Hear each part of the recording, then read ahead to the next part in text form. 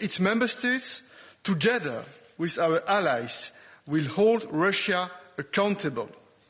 The European Council will convene today and will agree in principle on a package of massive and targeted sanctions. We'll also decide on political, financial and humanitarian aid for Ukraine and its people. Ukrainian cities have been hit, innocent people killed, women, men, children are fleeing for their lives. They need our strong support more than ever. We will also discuss the geopolitical, economic and human implications of this aggression against Ukraine, and I do not believe that Russian people want war. You do not want to lose young men to a senseless war with a brother nation, serving as cannon fodder for an unjustified, unlawful and foolish war. I also appeal to Belarus and its people. You have the choice not to follow Russia's destructive action. You have the choice not to take part in this needless tragedy against your neighbours in Ukraine. And we, the EU, stand rock solid, united, firm and determined, together with NATO, together with our allies, partners and friends, to hold Russia accountable, to support Ukraine and to protect peace in Europe. We stand shoulder to shoulder with all countries across the world that want to uphold the rules-based international order for the sake of peace. Thank you. Okay, we'll go to Frankfurt Allgemeine Zeitung. Thanks a lot. Thomas Kutschka, Frankfurt Allgemeine Zeitung. I've got two questions. The first one to the Commission President. Which are the next practical steps the EU can take to help Ukraine cope with internally displaced people? And what are the next steps that could be taken to also help the neighboring countries that are probably seeing an influx of refugees in the next days and weeks? And a question to President Michel. When you called the special meeting yesterday, that was certainly before the attack. Did you have any indications yesterday afternoon when you took the decision to assemble leaders? Thank you. Indeed, we have worked for weeks to be prepared for the worst to come, hoping for the best, but being prepared for the worst. And this was concerning strengthening our resilience in the cyber field, making sure that we are independent, can be independent of any kind of pressure from Russian gas supplies. We have reached that stage. And indeed, to prepare for potential refugees. We have, with all the frontline member states, now explicit contingency plans to welcome and host immediately those refugees from Ukraine. And what internally displaced people are concerned, we have a lot of support through ECHO, humanitarian aid, shelter, and all the necessities people who are internally displaced immediately need. On top, there will be financial support increased for Ukraine on top of the 1.2 billion macro-financial assistance, which is available right now. So the preparedness is fully alerted. And we hope that there will be as little as possible refugees, but we are fully prepared for them and they are welcome. We had indeed indications that the situation was dramatically deteriorating on the ground, but we didn't know that such an aggression, a military invasion, a full-scale military invasion would take place during the last night. Okay. NPR. And Deutsche Welle, thank you very much. To all three of you, Ukraine is now under attack because it wanted to come closer to your institutions. This is why it was attacked. First Maidan, and then over its wish to join NATO. And yet all of your appeals for dialogue have fallen on deaf ears.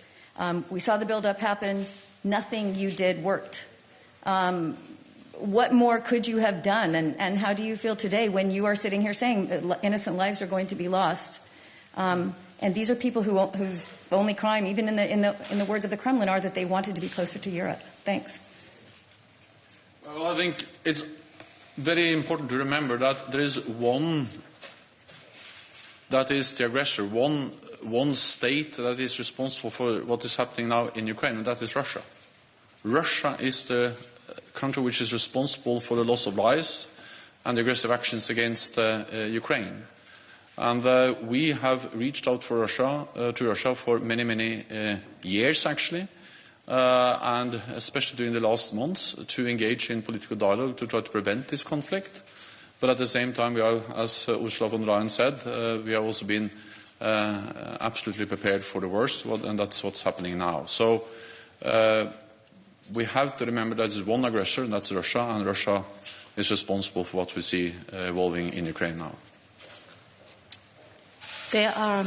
There's a process to join the European Union, and since many years we are working with Ukraine, and we have gone far. Ukraine has reached quite a substantial progress if you compare it to years ago, to really have the closeness to the European Union at our eyes. We have a free trade agreement with Ukraine. This is a privileged access to the European single market, and increasing integration of the Ukrainian market into the European single market. We are strongly supporting financially in the case of reforms that are necessary without any doubt in Ukraine, but also strategic investments in Ukraine in a broad set of fields. We are very intensively working on the energy security of Ukraine. Over the last years, we have basically been able to guarantee the energy security of Ukraine through reverse flow, for example, of gas, but also investing massively in building up a renewable sector. Right now, Ukraine is decoupling its electricity grid from the Russian electricity grid, and we stand ready to support them in case that there are any kind of difficulties. This is not easy. This is not trivial. This is much earlier than we had planned, but this shows that there's an enormous amount of support for our friends in Ukraine. And we'll go to Interfax Ukraine.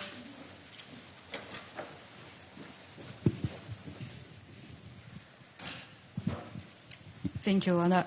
Interfax Ukraine, Irina Sommer. Secretary General, don't you think that if in Bucharest Ukraine got invitation to join NATO, nothing will happen like what we have today?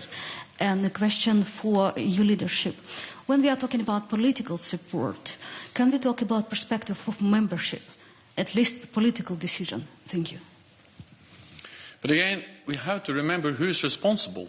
What we made clear in Bucharest in 2008, and what NATO allies have made clear again and again, is that every nation has the right to choose its own path, and that we support Ukraine in their aspirations to further integrate with the Euro-Atlantic community, and also their aspirations for membership. And then it is for Ukraine to decide whether they would like to belong to NATO, and then it is for 30 allies to decide on the question of membership and when Ukraine is ready to join. That is our right to decide. Russia has not right to attack, use violence, use their armed forces to invade an independent sovereign nation, regardless of what they think about NATO membership, because that's not an excuse whatsoever to use military force against a neighbor. That's just not the world we like to live in, where big powers as Russia uses military force to try to coerce other countries, and if they don't act as they want, actually invade them. And that's what we are seeing now. We recognize the EU aspiration of Ukraine. You know this is a decision that needs to be taken by the member states, but it is very clear that the last years we have worked a lot. It was described by the President of the Commission in order to strengthen all the ties with Ukraine. We have encouraged Ukraine to implement reforms. They made a lot of progress, more economic relationships, more economic ties in different fields. And it will be the occasion tonight at the level of the European Council to have a debate about the way we will support Ukraine in different fields, the political field included. Thank you very much. This concludes this press conference.